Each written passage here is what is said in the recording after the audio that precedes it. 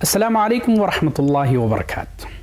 محترم سامعین، روزے کے دو بنیادی و اساسی رکن ہیں، ایک نیت اور دوسرا امساک، یعنی روزے کو توڑنے والی تمام چیزوں سے بچے رہنا۔ نیت راجح قول کے مطابق فرض روزے کی نیت طلوع فجر سے پہلے کر لینی چاہیے، اور نیت کا تعلق ارادہ قلب اور عمل قلب سے ہے۔ زبان سے الفاظ کی ادائیگی سنت نبوی صلی اللہ علیہ وسلم سے ثابت نہیں ہے۔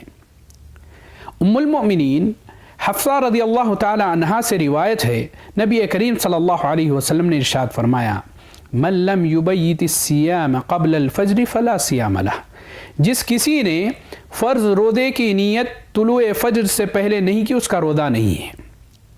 دوسری بات امساک، یعنی طلوع فجر سے لے کر غروب شمس یعنی سورج کے غروب ہونے تک ان تمام اعمال سے بچنا جس سے روزہ ٹوٹ جاتا ہے۔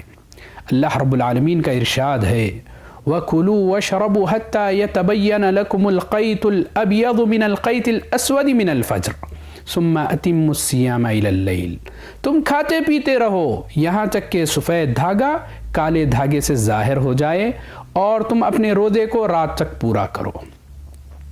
محترم سامعین، تمام اہل علم کا اجماع ہے کہ ان اوقات کے اندر اگر کوئی شخص کوئی ایسے فعل کا ارتکاب کرتا ہے جس سے روزہ ٹوٹ جاتا ہے تو اس کا روزہ ٹوٹ جاتا ہے۔